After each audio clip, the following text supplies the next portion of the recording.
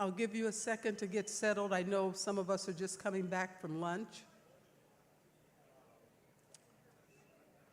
I'm so glad that the weather cooperated so that we could have food trucks and go outside a bit. It was raining this morning, and I think tomorrow is the marathon. And I don't know if we have to make any special changes, but I will ask Molly and she'll let us know. And I'll let you know if I think last year we made a slight change because of the marathon, but. Hello?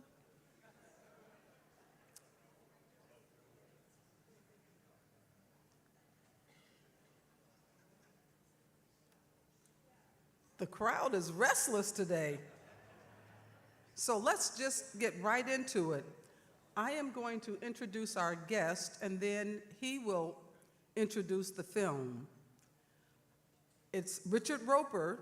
He's a nationally syndicated columnist and film television critic for Film ABC TV in Chicago, and the author of 9 books on popular culture, 9 books.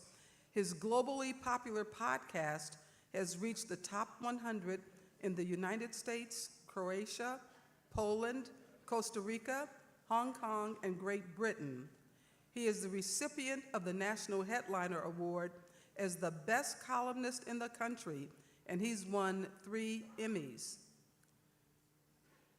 But I've known him as a friend, and I was thrilled. One day I was on my treadmill at home, and this was after Gene Siskel had passed away, and Roger did the show on his own for a year, and he said, you know, I want to have someone else opposite me in the chair, but I don't know who, and I don't know how to even go about looking for that person.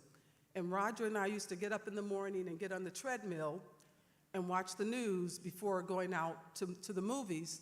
And while we were on the treadmill, I was watching Richard Roeper on Fox TV, I think, and I said, you know what, why don't give Richard Roeper a try? And he said, I can't, we work for the same newspaper. I said, so what? I don't think anybody's gonna hold that against you. And he said, okay, let's try him out. So the very first day that Richard was on the set, all of the producers, all of the assistant producers, everybody, the cameraman, everybody looked and said to Roger, that's the guy. And now I want you to help me welcome that guy, Richard Roeper. I love that story. Thank you so much, Chaz. Hello, everyone. Good afternoon. How many people have seen I'm Still Here? So for many of you, it's going to be the first time. I envy you that experience. Going back to the days of Siskel and Ebert, some of you might remember that Roger and Gene did an annual special a couple of weeks before the Oscars. If we picked the winners, remember that? And they'd put on the tuxedos and go through all the categories. And I remember at one point, I think it was the great Tom Shales who said, yeah, but you don't. And Roger said, yeah, but it would be better if we did. So I had the chance to do the same thing, years later. If we picked the winner's show, and we'd have, pomp and circumstance and envelopes, and we'd go through the nominees and say, here's who we think should win. Well, for 2024, if I picked the winner for Best Picture, it would be I'm Still Here. And it did win the International Best Picture Award, but I'm talking about the Best Picture. And if I picked the winner, Fernanda Torres would have won for Best Actress. And this is no slight to the winners.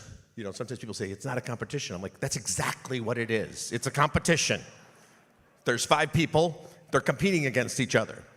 And when the actors are so surprised, they're like, I can't believe it. I'm like, well, there was only 5 people on the planet who had a chance. You can't be that shocked. But this is it's a beautiful film. It's, of course, based on a true story, and it works on so many levels as a valuable piece of history, as a biopic of a hero, And I think maybe more than anything else, as a testament to the power of family and the strength of a mother. So without any further ado, let's enjoy I'm Still Here. Thank you.